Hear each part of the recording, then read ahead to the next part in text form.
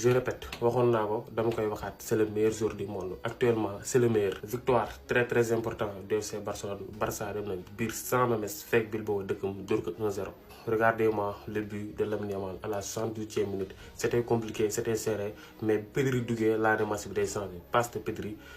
enroulé deuxième poteau rentrant. C'est parfait Lamine Yamal c'est le meilleur sax donc ba léegi Barça mooy raw Real 4 points Barça sax day préparé match Ligue des Champions moo tax ay ñoom Rafinha Pedri ñoom ñëpp si banc bi lañ démarré mais dès que match bi serré le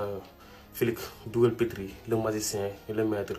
mu ñëw jeu bi commencé Flick Barça commencé am ay occasion Lamine Yamal marque Barça gagne. C'est ça les grands jours à 18 ans il est déjà un grand jour bu match bi compliqué si moment yi la ñuy xam les grands jours il se cache pas day téye bal bi il provoque il dribble il marque tey moo dugal le but de la victoire parfait la. IKF moom xam naa ne tas yaakaar moom su doon crime moom si kaso bi lay deewee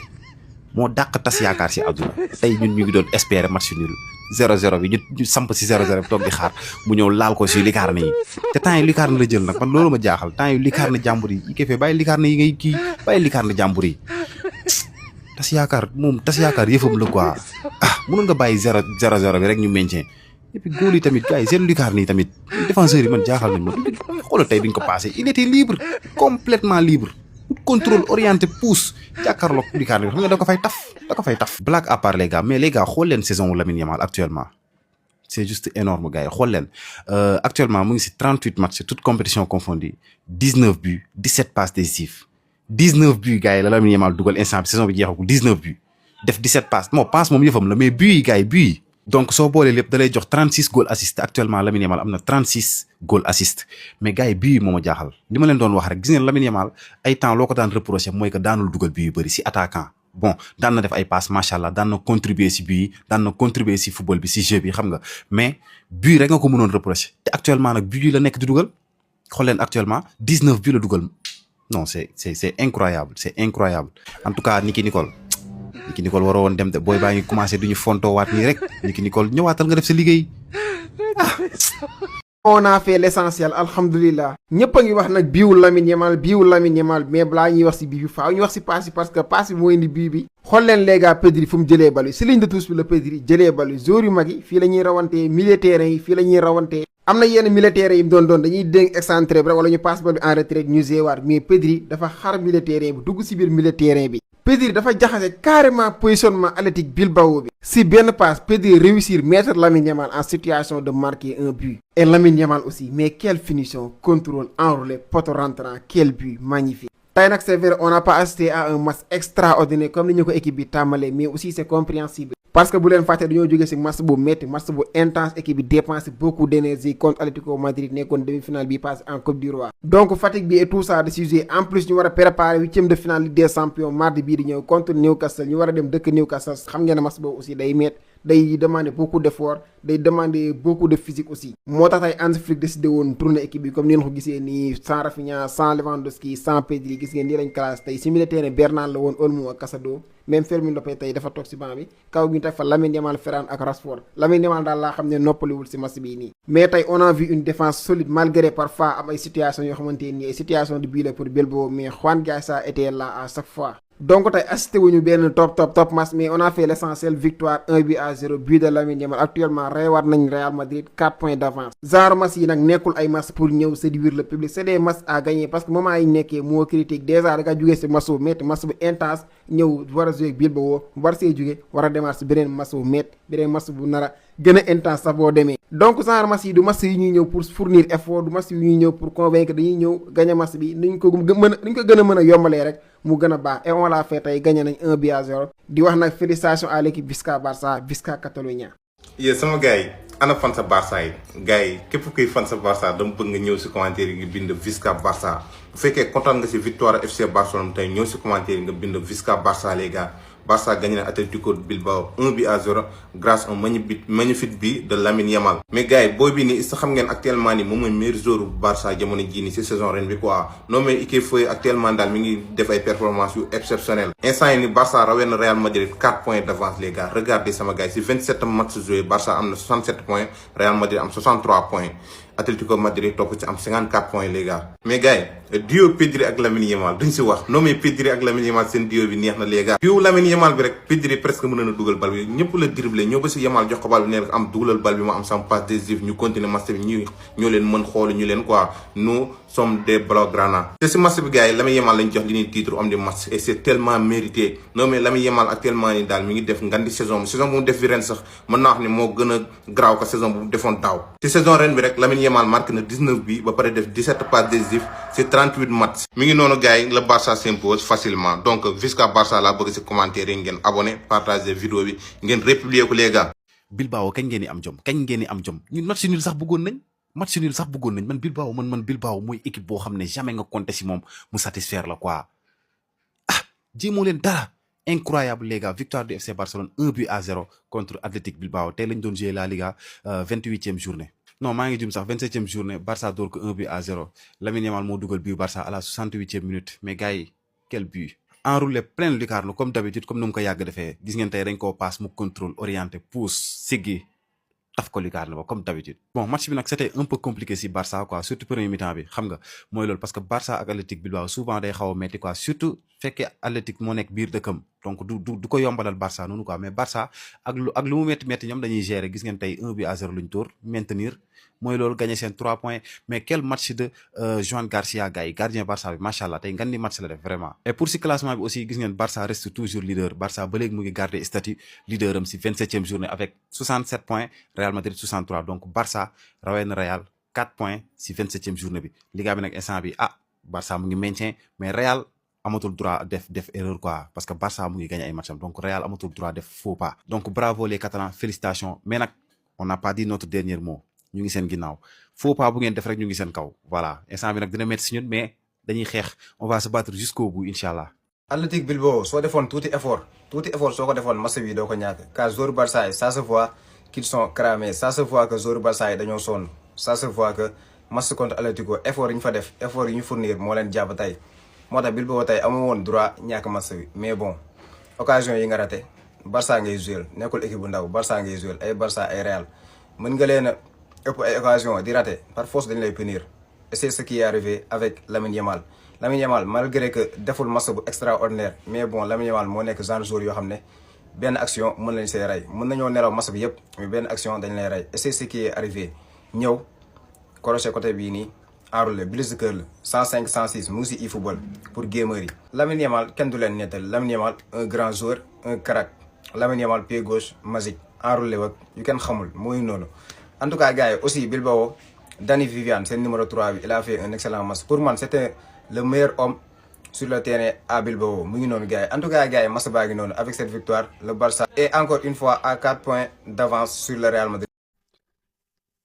li nekkoon problème am daaw maa ngi ko doon expliquer chaque jour mooy c'était l'efficacité et cette saison Lamine Yamal soigné na ko parce que boo xoolee daaw gars yi ñu bëri lañ ko doon reprocher surtout bu ñu demee ci li nga xam ne moom mooy dernière étape lii di Ballon d'Or Lamine Yamal ñi si kanam ñoo ko ëpp ay but ñi si kanam ñoo ko ëpp ay passes décisives mais cette saison moo ngi soigné li nga xam ne mooy stade parce que gars yi des fois même boo defee ngan ni match sans def ay but comme genre ñoom Pedri dañuy wax ne non dugaloo dafoo passes décisives Lamine Yamal pour soigner ça cette saison c'est juste exceptionnel 38 matchs boo xoolee il est à 19 buts 17 passes décisives mën na yegg li nga xam ne mooy 20 bi automatiquement en tout cas daal moo ngi si saison bu exceptionnelle en plus but bi la passe de Pedri mu ñëw crocheté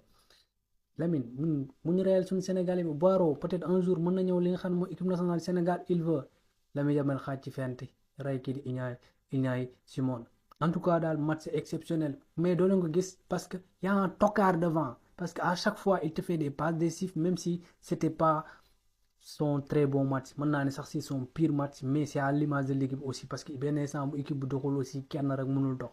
on a fait l'essentiel alhamdulilah ñëpp a ngi wax nag biiwu Lamine Yamal mais balaa ñuy wax si bii bi faaw ñu wax si passe bi parce que passe bi moo indi bii bi xool leen les gars Pedri fu mu jëlee bal bi si ligne de touche bi la Pedri jëlee bal bi joueurs yu mag yi fii la ñuy rawantee milieu terrain yi fii la ñuy rawantee am na yenn milieu terrain yi mu doon dañuy dénk excentré bi rek wala ñu passe bal bi en retraite ñu géewaat mais Pedri dafa xar milieu terrain bi dugg si biir milieu terrain bi Pedri dafa jaxase carrément positionnement Athletic Bilbao bi si benn passe Pedri réussir mettre Lamine Yamal en situation de marquer un but et Lamine Yamal aussi mais quelle finition contrôle enroulé poteau rentrant quel but magnifique tey nag c'est vrai on n'a pas assisté à un match extraordinaire comme ni ñu ko équipe bi tàmmalee mais aussi c'est compréhensible parce que bu leen fàtte dañoo jógee ci match bu métti match bu intense équipe bi dépensé beaucoup d'énergie contre Atlético Madrid nekkoon demi-finale bi passé en Coupe du Roi donc fatigue bi et tout ça de sujet en plus ñu war a préparer huitième de finale Ligue des Champions mardi bii di ñëw contre Newcastle ñu war a dem dëkk Newcastle xam ngeen ne match boobu aussi day métti day demander beaucoup d'efforts day demander beaucoup de physique aussi moo tax tey Hansi Flick décidé woon tourner équipe bi comme ni ngeen ko gisee nii sans Rafinha sans Lewandowski sans Pedri gis ngeen nii lañ classe tey si milieu terrain Bernal la woon Olmo ak Casado même Fermin Lopez tey dafa toog si banc bi kaw gi ñu tey fa Lamine Yamal Ferran ak Rashford Lamine Yamal daal laa xam ne noppaliwul si match bii nii mais tey on a vu une défense solide malgré parfois am ay situations yoo xamante nii ay situation de but la pour Bilbao mais Juan Guaisa était là à chaque fois donc tey assisté wuñu benn top match mais on a fait l'essentiel victoire 1-0 but de Lamine Yamal actuellement reewaat nañ Real Madrid 4 points d'avance genre match yi nag nekkul ay match pour ñëw séduire le public c'est des matchs à gagner parce que moment yi nekkee moo critique déjà da nga jógee si match bu métti match bu intense ñëw war a jouer Bilbao war see jóge war a démarrer si beneen match bu métti beneen match bu nar a gën a intense sax boo demee donc genre match yi du match yi ñuy ñëw pour fournir effort du match yi ñuy ñëw pour convaincre dañuy ñëw gagner match bi nuñ ko gën a mën a yombalee rek mu gën a baax et on l'a fait tey gagné nañ 1-0 di wax nag félicitations à l'équipe Visca Barça Visca Catalunya. Bilbao kañ ngeen di am jom ñun match nul sax bëggoon nañ man Bilbao mooy équipe boo xam ne jamais nga compter si moom mu satisfaire la quoi jéemoo leen dara incroyable les gars victoire du FC Barcelone 1-0 contre Athletic Bilbao tey lañ doon jouer la Liga 28e journée. non maa ngi jum sax 27e journée Barça door ko 1-0 Lamine Yamal moo dugal but Barça à la 68e minute mais gars yi quel but enroulé plein lucarne comme d'habitude comme ni mu ko yàgg defee gis ngeen tey dañ koo passe mu contrôle orienté pousse siggi taf ko lucarne ba comme d'habitude bon match bi nag c'était un peu compliqué si Barça quoi surtout premier mi-temps bi xam nga mooy loolu parce que Barça ak Athletic Bilbao souvent day xaw a metti quoi surtout fekkee Athletic moo nekk biir dëkkam donc du ko yombalal Barça noonu quoi mais Barça ak lu mu metti ñoom dañuy gérer gis ngeen tey 1-0 luñ tóor maintenir mooy loolu gagné seen 3 points mais quel match de Joan Garcia gars yi gardien Barça bi macha allah tey ngan ni match la def vraiment et pour si classement bi aussi gis ngeen Barça reste toujours leader Barça ba léegi mu ngi garder statut leader am si 27e journée avec 67 points Real Madrid 63 donc Barça rawee na Real 4 points si 27e journée bi Liga bi nag instant bi Barça mu ngi maintien mais Real amatul droit def erreur quoi parce que Barça mu ngi gagné ay matcham donc Real amatul droit def faux pas donc bravo les Catalans félicitations mais nag on n'a pas dit notre dernier mot ñu ngi seen ginnaaw faux pas bu ngeen def rek ñu ngi seen kaw voilà instant bi nag dina métti si ñun mais dañuy xeex on va se battre jusqu'au bout incha allah. IKF moom xam naa ne tas yaakaar moom su doon crime moom si kaso bi lay deewee moo dàq tas yaakaar si àdduna tey ñun ñu ngi doon espérer match nul 0-0 bi ñu samp si 0-0 toog di xaar mu ñëw laal ko si lucarne yi te temps yi lucarne la jël nag man loolu ma jaaxal temps yi lucarne jàmbur yi IKF bàyyi lucarne yi ngay kii bàyyi lucarne jàmbur yi tas yaakaar yëfam la quoi mënoon nga bàyyi 0-0 bi rek ñu maintien et puis góol yi tamit gars yi seen lucarne yi tamit défenseurs yi man jaaxal nañ ma xoolal tey duñ ko passé il était libre complètement libre contrôle orienté pousse jàkkaarloog lucarne bi xam nga da ko fay taf blague à part les gars mais les gars xool leen saison wu Lamine Yamal actuellement c'est juste énorme gars yi xool leen actuellement mu ngi si 38 matchs toutes compétitions confondues 19 buts 17 passes décisives 19 buts gars yi la Lamine Yamal dugal instant bi saison bi jeexagul 19 buts def 17 passes moo passe moom yëfam la mais buts yi gars yi buts yi donc soo boolee lépp da lay jox 36 goal assist actuellement Lamine Yamal am na 36 goal assist mais gars yi buts yi moo ma jaaxal li ma leen doon wax rek gis ngeen Lamine Yamal ay temps loo ko daan reproché mooy que daanul dugal buts yu bëri si attaquant bon daan na def ay passes macha allah daan na contribuer si buts yi daan na contribuer si football bi si jeu bi xam nga mais buts rek nga ko mënoon reproché te actuellement nag buts yi la nekk di dugal xool leen actuellement 19 buts la dugal non c'est incroyable en tout cas Nicky Nicole waroo woon dem de booy baa ngi commencé duñu fontoo waat nii rek Nicky Nicole ñëwaatal nga def sa liggéey je répète waxoon naa ko dama koy waxaat c'est le meilleur joueur du monde actuellement c'est le meilleur victoire très très important du FC Barcelone Barça dem na biir sans Mamés fekk Bilbao dëkkam dóor ko 1-0 regardez-moi le but de Lamine Yamal à la 68e minute c'était compliqué c'était serré mais Pedri duggee laa ne match bi day changé passe de Pedri enroulé deuxième poteau rentrant c'est parfait Lamine Yamal c'est le meilleur sax donc ba léegi Barça mooy raw Real 4 points Barça sax day préparer match Ligue des Champions moo tax ay ñoom Rafinha Pedri ñoom ñëpp si banc bi lañ démarré mais dès que match bi serré la Flick dugal Pedri le magicien le maître mu ñëw jeu bi commencé fluide, Barça commencé am ay occasion, Lamine Yamal marque, Barça gagne. C'est ça les grands jours. À 18 ans il est déjà un grand jour. Bu match bi compliqué si moment yi la ñuy xam les grands jours, il se cache pas, day téye bal bi, il provoque, il dribble, il marque. Tey moo dugal le but de la victoire. Parfait la. duma taay di wax ci moom retenez bien son nom jàpp leen turam bu baax Thiago Pétage leen rek moo ci metti mooy soo moytuwul benn équipe bu mag dina ñëw gis ko ni ko coppet yóbbu ñu waaye di nag loolu moo ci metti duma taay di wax ci moom gars yi quel grand joueur c'est un très grand joueur. Thiago Pétage lu jafe la am lu manqué jour Real Madrid mooy discipline, il est très discipliné, très généreux dans l'effort, techniquement il est très bien macha allah moo tax Arbeloa dafa tey da ko fee bàyyi génnee Arda Güler il fournit de l'énergie. Il est tellement généreux tey jii bu la boo ñëwee di mel ne luy xaw a gêner jeu sax mu bàyyi la fa daw ci espace bi laaj ci espace ñaata bal la laaj mii dans l' espace te pourtant du attaquant de pointe daw di laaj espace passe disponible ñëw ba ci défense ba ci wetu Thibaut Courtois di laaj bal ñu jox ko il prend ses responsabilités du sànni